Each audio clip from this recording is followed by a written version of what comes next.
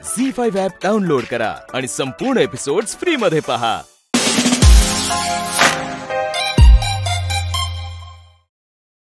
हा असं भैरू, अरे आत्मारामणी मुक्त आतमध्ये नाहीये. म्हणजे मेन शिकारच घरात नाहीये आणि मी भक्तीला बाहेर काढणार. म्हणजे कांता शेठ घरात तीनच राहत आहेत. नाही हे बघा, युवराज भाऊला विचारावं लागल. मग लाव ना फोन.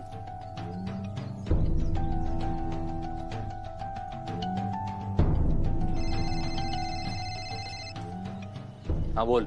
हो, ती आत्मारामाने मुक्ता घरात नाहीये, काय करायचं? सारंग तर आहे ना?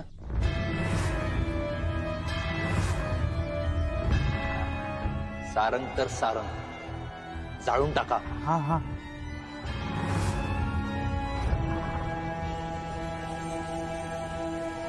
अरे जाळून टाका घर. ए भैरू, भक्तीला बाहेर काढून.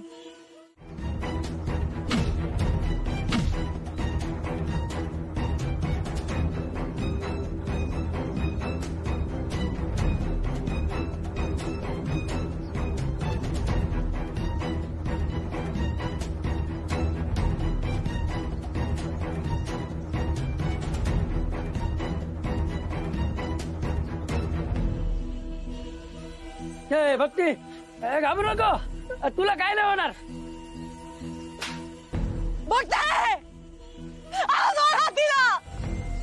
सोड माझ्या पोरीला, ते कलाच करी एकेकाला. अरे तुला काय नाही होणार. ए भैरू, जाळून टाक आणि या तिघांना त्याच्यात टाकून दे. अगं तुला नाही होणार ना काय.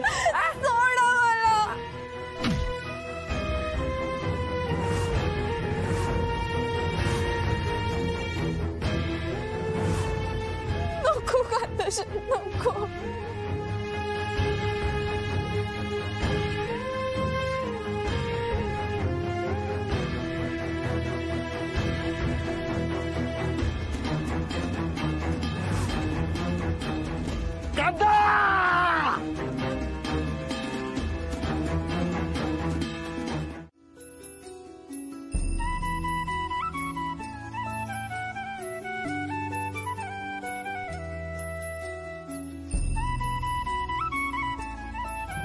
मला पण सेवा करायची इच्छा. मला दे ना झाड. घ्या घ्या घ्या. हो हो, शेवटच्या पायरीपर्यंत झाडायचा.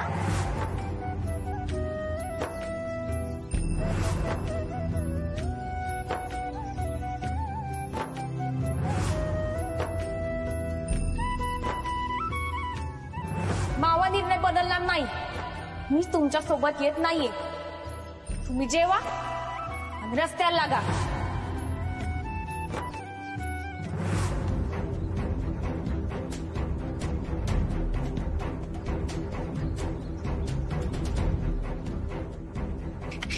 काका, आमची मुक्तते दिसली का? मुक्तते दिसली का? हा, वरती मंदिर ते. हा.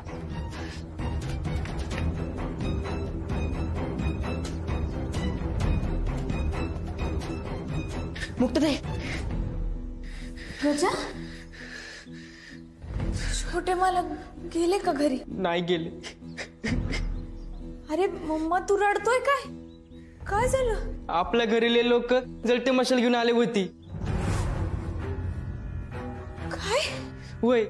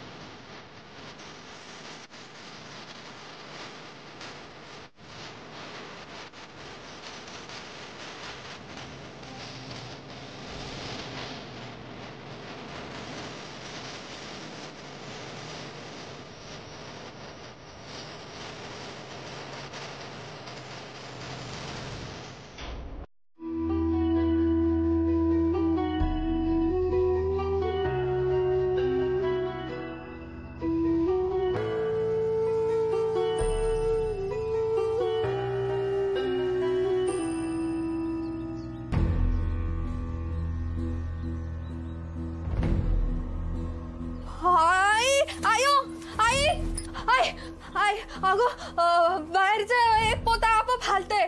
पोतं हलतंय. अगं उंदीर नाही तर घुस असेल. जा ग जा, बघ जा जरा, नाही तर ही दिवसभर झाडू हातात घेऊन अशीच उभी राहायची. कुठे अरे मेल्या उंदीर पकडायचंय, बिबट्या नाही. चल.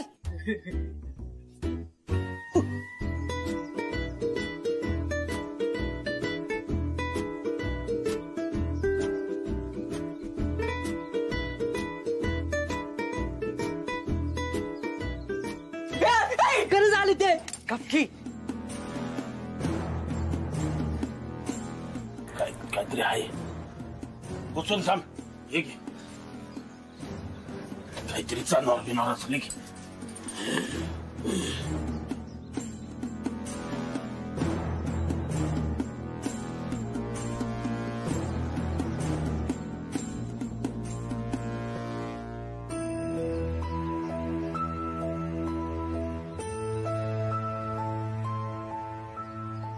अरे देवा, हा तर बाप्या आहे.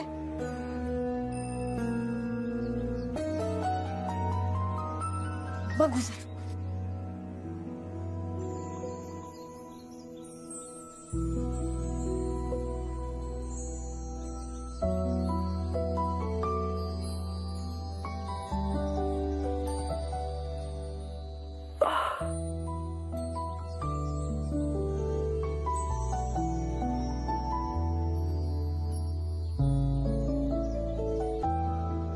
छोटे मालक.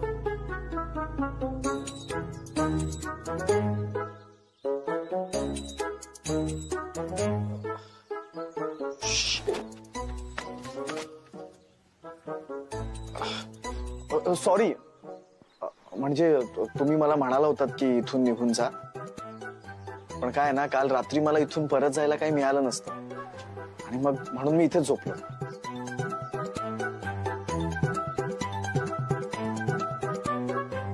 ऍक्च्युली खरं सांगायचं तर मला आजीला दिलेलं वचन मोडायचं नव्हतं, म्हणून मी इथे थांबलो. कसं दिसतंय हे?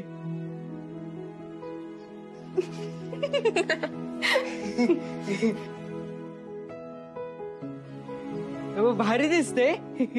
पण तुम्ही जर अन्नाची टोपी घालून तर गावात गेला ना, लोक तुम्हाला अन्नच म्हणतील. गजा, अरे असं नाही बोलायचं. अहो असू द्या असू द्या, विनोद करायला हवेत माणसांना, म्हणजे कसं घरात वातावरण छान राहतं. नुसतं गाल फुगून बसलं असं हुप की माणसाचं माकड होतं. माकड म्हणजे त्याला शिपूट पण येतं. हा, आता बघायला पाहिजे आली आहे का ती.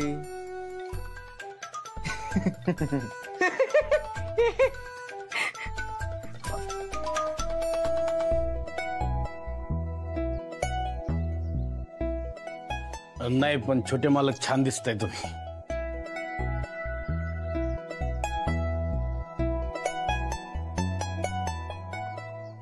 काय घेणार तुम्ही? चहा? कॉफी चालेल.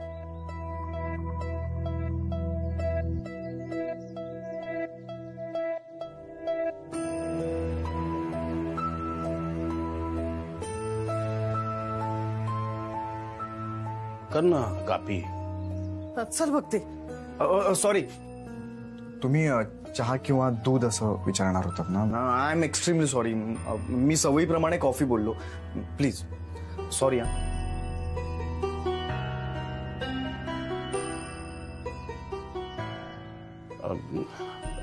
काय नाही, नुसतं मानून उपयोगाचं नाही, तशी वागणूक द्यायला हवी आणि घरातल्या सगळ्यांना सांगायचं की हिला सन्मानाने वागवायचं. कणभरही त्रास होता कामा नये.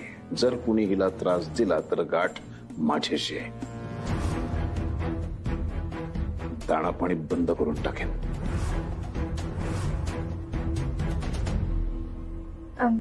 दादा, पण सारंग येणार. सारंग येईल, तुझा नवरा म्हणून येईल. या घरचा ज्येष्ठ मुलगा म्हणून येईल. आपल्या नवीन सुरू होणाऱ्या फॅक्टरीचा मालक म्हणून येईल. काळजी करू नकोस. हा, पण त्यांनी चूक केलेली आहे. तेव्हा आल्यानंतर चुकीची शिक्षा मात्र त्याला नक्की देणार मी जेव्हा शिक्षा देईन तेव्हा बायको म्हणून मध्ये आडवं यायचं नाही. आणि या घरातल्या प्रत्येकाला चुकीची शिक्षाही मिळणारच. कारण ही शिक्षा म्हणजे रावसाहेबांच्या विरोधात गेल्यावर काय होतं त्याचं एक उदाहरण असेल.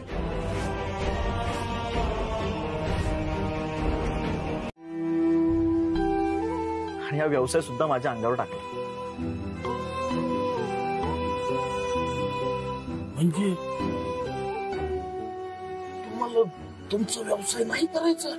नाही, माझी आवड, माझा छंद वेगळाच आहे, जो मी कधीच माझ्या वडिलांना सांगू शकत नाही. आणि आय डाऊट की जरी मी ते त्यांना सांगितलं ना तरी ते समजून घेऊ शकतील. एक मिनिट. हे बघा,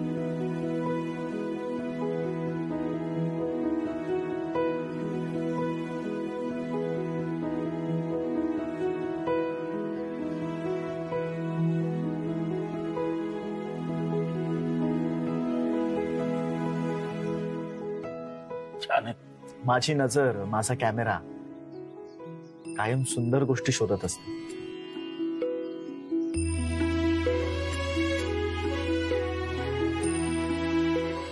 हीच माझी आवड आहे. मला ना माझ्या कॅमेऱ्यातून गोष्ट सांगायची आणि त्यासाठी माझा हा मोबाईल मधला कॅमेरा पण पुष्कळ आहे.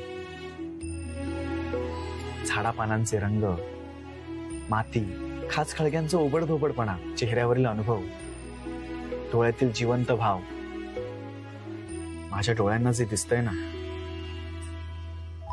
ते खरं खुरं सौंदर्य टिपायचं मला.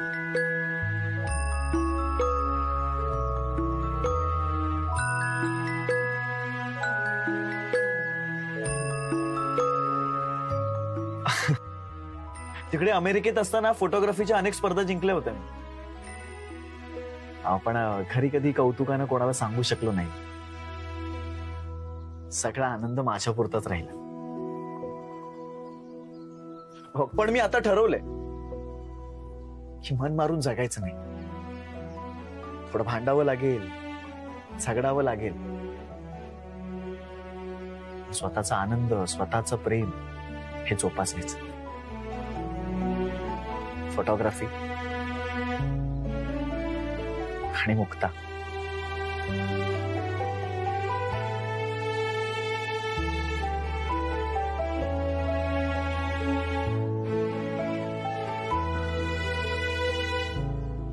हो, पण त्यांनी माझ्याकडून दोन्ही हिसकावून घेतलं. तुम्ही स्वतःला गरीब म्हणता, पण खरं सांगू का, सगळ्यात गरीब आम्ही आहोत. तुम्हाला तुमचा छंद, तुमची आवड ही मनसोक्त जगता येते, जोपासता येते. बायकांच्या अस्तित्वाच्या लढाईचा विषय जेवढ्या सहजपणे बोलला जातो ना, तेवढ्याच सहजपणे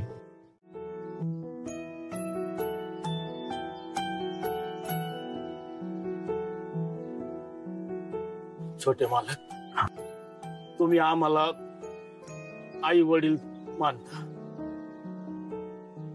आम्ही पण तुम्हाला म्हणजे मुलाच्याच जागी समजतो. तुमचं भलं व्हावं हे आम्हाला मनापासून वाटते. आणि कोणत्या बी आई बापाला आणखी काय पाहिजे असतं, त्याचं कल्याण व्हावं हेच पाहिजे असतं ना. आणि मोठे मालक तुमच्या मनाविरुद्ध जरी वागत असले तरी त्यांना तुमच्या भविष्याची काळजीच आहे ना. शेवटी त्यांना तुम्हाला मोठं झालेलंच पाहिजे ना. हो, त्यांना माझ्या भविष्याची काळजी आहे, नक्कीच आहे. त्यांना माझ्या सुखाची काळजी नाहीये. आणि ती जर असती ना तर आज ही वेळच आली नसती.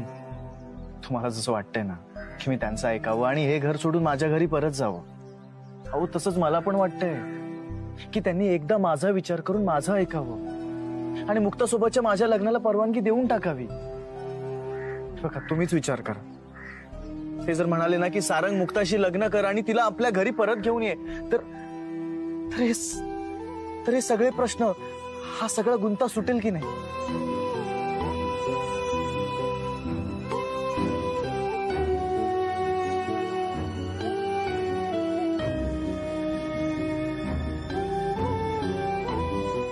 तुम्ही कमी, ते सारंग आणि मुक्ताचं प्रकरण तुम्हाला माहित होतं, आधीपासून माहित होतं. त्याच वेळेला जर मला सांगितलं असतं तर ही गुंतागुंत झालीच नसती. स्वतःचं नसलेलं डोकं वापरणं बंद करा.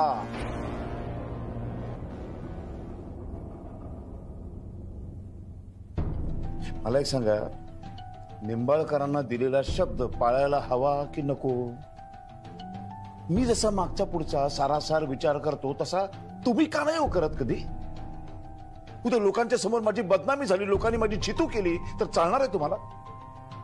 ती सांगते ना, हार घाला गळ्यात तिच्या, घाला ना आणि विषय संपवा. पण मी जे काही करते ते आपल्या कुटुंबासाठी मी जे सांगतोय त्याचा जर विचार केलात ना तर मागच्या पुढच्या सगळ्या पिढ्यांचं भलं होईल. आणा तो हार आणि घाला तिच्या गळ्यात. ए अरे रडू नको, हा? रडायचं काही कारण नाही. आणि नुसता हार नाही ग, या घरामधल्या प्रत्येक वस्तूवर तुझा अधिकार आहे. गाजव, अधिकार गाजव, बिंदास, हवं तसं वाघ घरामध्ये. तुला सून म्हणून जर एखाद्याने मान दिला नाही तर सरळ मला येऊन सांग, मी बघतो त्याचं काय करायचं ते. माझं बोलून झालंय.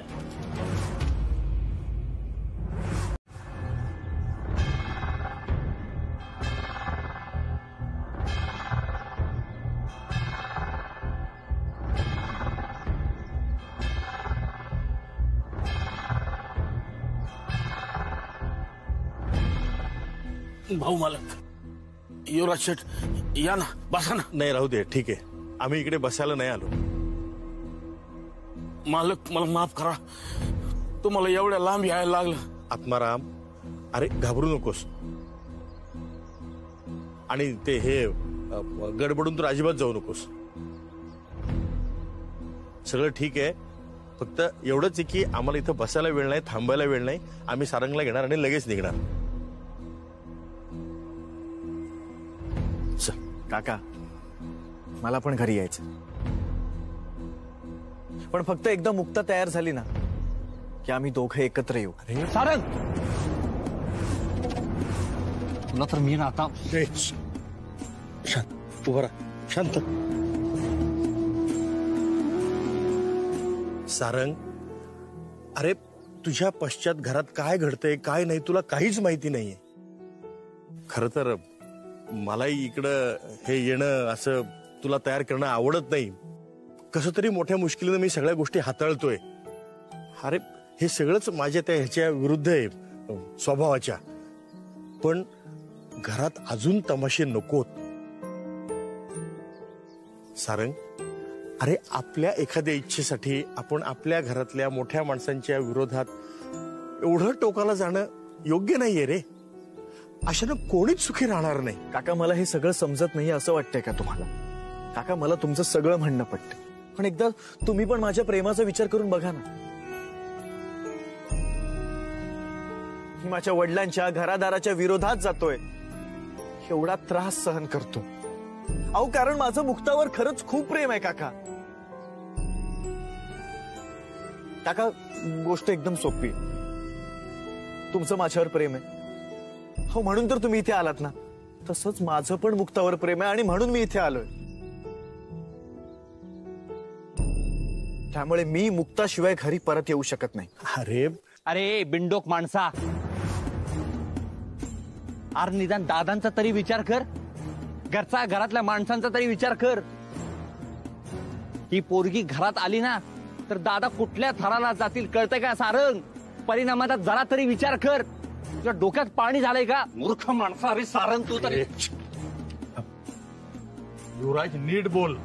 मोठा भाऊ आहे तो तुझा. आपण इथं भांडण करायला आलोत का?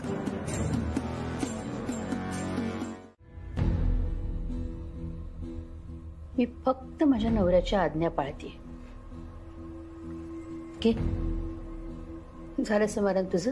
पण या घराण्याचा रिवाज काय सांगतोय की मागच्या पिढीच्या सुनेने नवीन येणाऱ्या पिढीच्या सुनेच्या गळ्यात हा हार स्वतः घालायचा असतो. त्यामुळे तुम्ही कुठलाही संकोच न करता हा हार स्वतः माझ्या गळ्यात घाला. रिवाज असं बरंच काही सांगतो ग. त्यासाठी सून म्हणून माप ओलांडून या घरात यायला लागतं. आणि रिवाज असाही मोडलेलाच आहे. त्यामुळे हा हार काही मी माझ्या हाताने तुझ्या गळ्यात घालणार नाही. Okay, no problem. मग मला परत एकदा रावसाहेबांकडे जावं लागेल तुमची कंप्लेंट घेऊन. आणि दुसऱ्यांदा कंप्लेंट गेल्यावर तुमच्यासोबत ते काय करतील ह्याचा विचार न केलेलाच बरा, नाही का?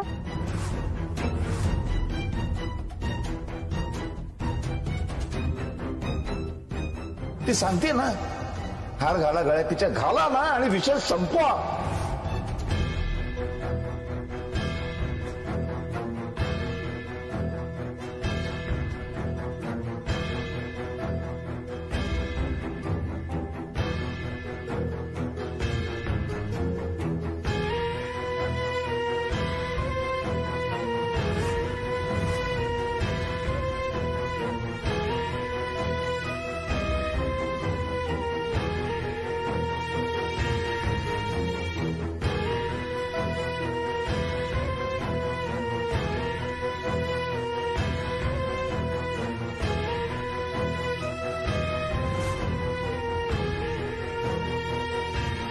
तुझ्यासारखी मुलगी आहे, भाग्यवान आहे तुझी आई.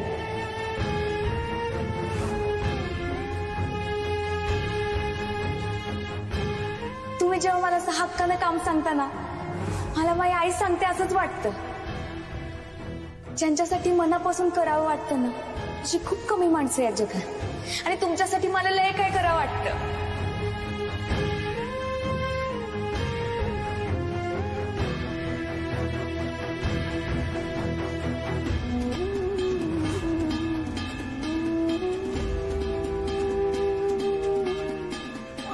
मुक्ता, तुझ्या तोंडून माझं नावही घेऊ नकोस.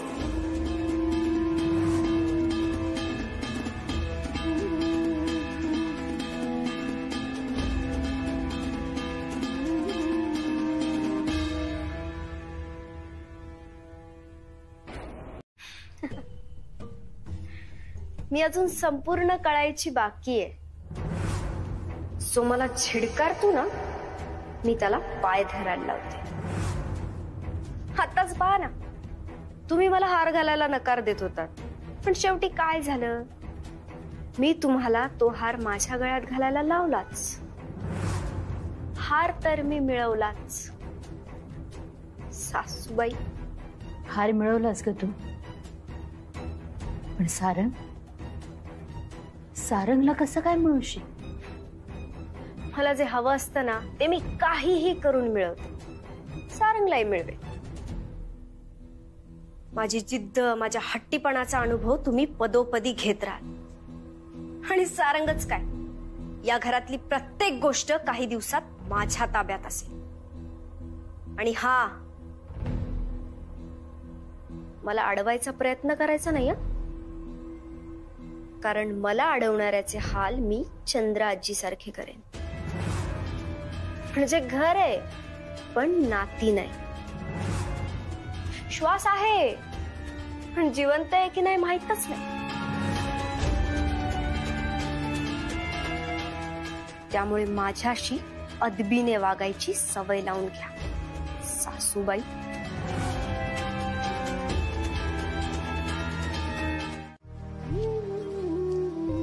सारंग, अरे कोणाचा फोन होता? ते मी सांगू शकत नाही, पण आईची शपथ घेऊन सांगतो, आता मी मुक्ताला माझ्या सोबत घेऊनच जाणार.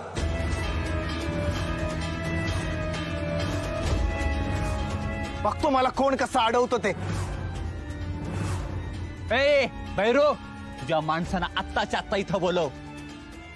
त्यांच्यामुळे आमच्या आयुष्यात आग लागली ना, त्यांना इथंच पेटवून टाकू आपण.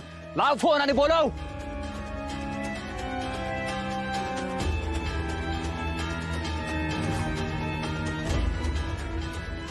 लाव पटकन. भाईराव, फोन लावलास ना, इथेच जीव घेईल ना तुझा. इकडं पटकन दे. मालक मालक मानू नका मालक. सारंग, अरे सारंग ऐक, युवराज मागो तू मागो. बाबा मध्ये पडायचं नाही तुम्ही. पडणार पडतो का म्हणजे काय? अरे इथं माझी मुलं माझ्या डोळ्यात देखत एकमेकांच्या जीवावर उठलेत आणि मी काय नुसता बघत बसू का? त्यापेक्षा तुम्ही दोघं मिळून एकदा माझा मुडदा पाडा आणि मग काय करायचं ते करा. पण माझ्या डोळ्यात देखत हे असले काही प्रकार करू नका रे बाबा. नो अहो बाबा पण गप्प बस. युवराज तू आधी घरी चाल आणि ये तुम्ही दोघंही निघून जा, नाहीतर आत्ताच्या आत्ता रावसाहेबांना फोन करून सांगतो की तुम्ही सारंगला मारताय म्हणून. मग बघा रावसाहेब काय करतायत. अरे एकेकाला ह्याच्यात घरात घुसून उभे गाडतील ते. निघा. आज माझे वडील नसते ना तर सारंगची इथंच राग झाली असते.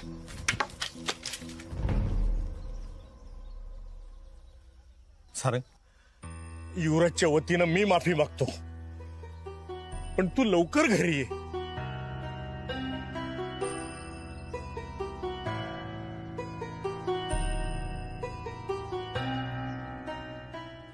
खरंच गेले का ते? आता तर ते गेलेत, पण ते परत येतील. कारण ते फक्त शिपाई आहेत. फक्त आपल्या राजाचा हुकूम मानते.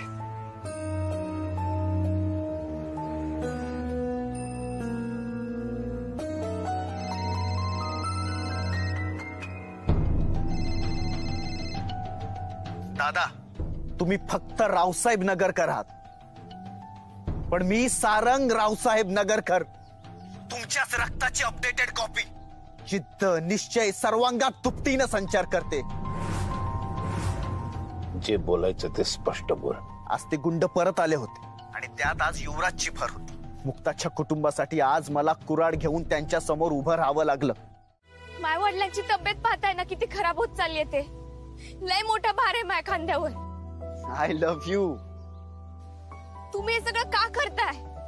मावा तुमच्यावर प्रेम.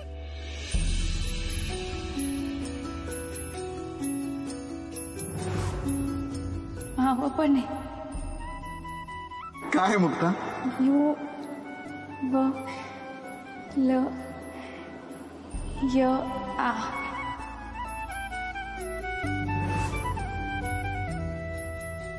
मावळ तुमच्यावर काय? पुन्हा ती चूक करणार नाहीये, नाहीतर पुन्हा माईच बदनामी व्हायची. अगं तसं काहीच होणार नाही. उलट आता सगळं चांगलंच होणार आहे. आणि त्या घरात फक्त माझी आजीच नाही तर आई सुद्धा तुझी वाट पाहते.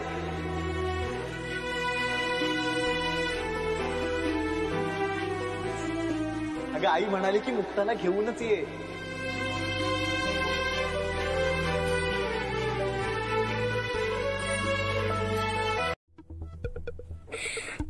मी स्वतःहून नाही घातला, सासूबाईंनी त्यांच्या हाताने माझ्या गळ्यात घातलाय. किती छान. ताई, तुम्ही तुमच्या हाताने हार घातला आर्याला? माधवी, कामं करायची का?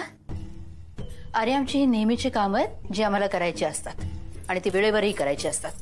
आम्ही स्वतःसाठी काही नियम आखून घेतलेले आहेत ते आम्हाला पाळायचे असतात. तू बाहेर जाऊन बसतेस तरी चालेल. मी का बाहेर थांबू? ही नवीन सून सासूला मदत करायला आलीये.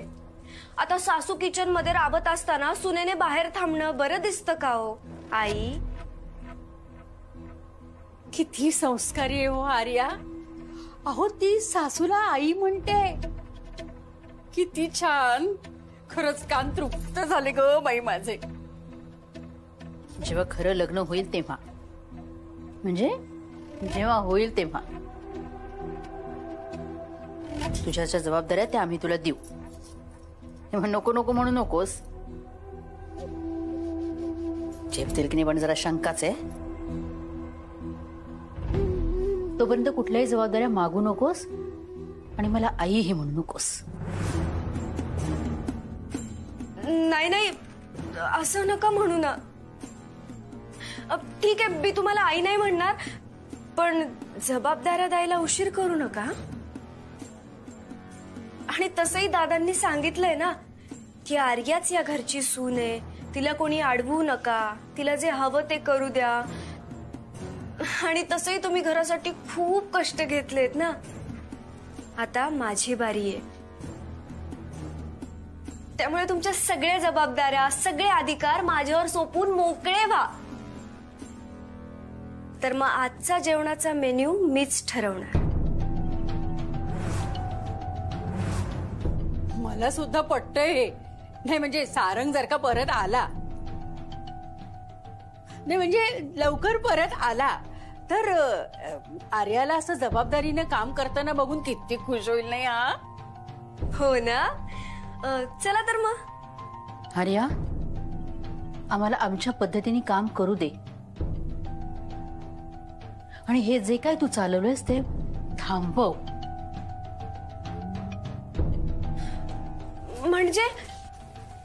म्हणजे तुम्ही मला अजून सून म्हणून स्वीकारायला तयार नाही आहात का? का मला अशी परकेपणाची जाणीव करून देताय?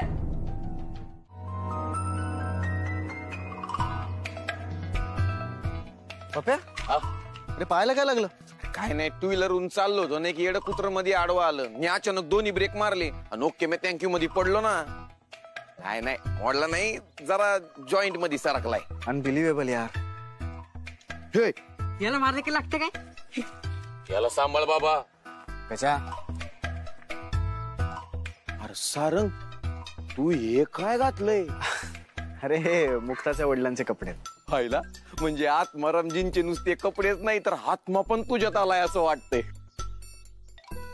अरे पण मला सांगायचं नाही का, मी कपडे घेऊन नसतो का आलो? अरे तसं काय असतं तर सांगितलंच असतं, पण म्हटलं बघूया जे आपल्याला शोभत नाही ते कितपत शोभतंय. पाहिला लय अँटिके राव तू. बर ये या तू सांगितलेल्या गोष्टी तुझ्या हवाली.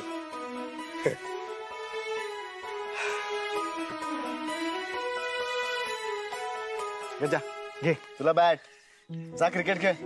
माझ्यासाठी भारी आहे. हे घ्या. यात काय? हे तुझ्या मुक्ता दीदीसाठी. आपण आता ते घरी गेल्यावर दाखवणार. चालेल चालेल.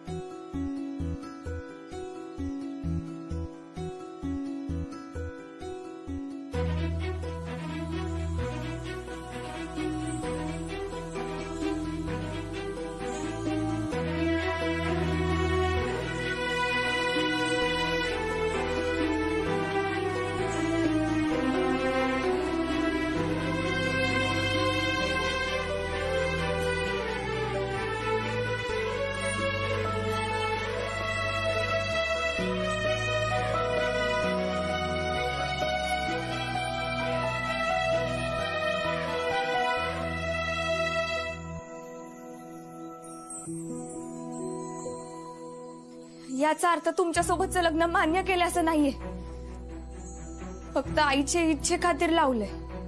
माझ्यामुळे लावलं असलं ना तर तुमची काळजी आहे त्यात. आई, उगाच चुकीच्या गोष्टी बोलून त्यांना चुकीची अपेक्षा देऊ नको. तुम्हाला परत एकदा सांगते, हे फक्त आईच्या इच्छे खातीर लावले. उगाच पुरळून जाऊ नका.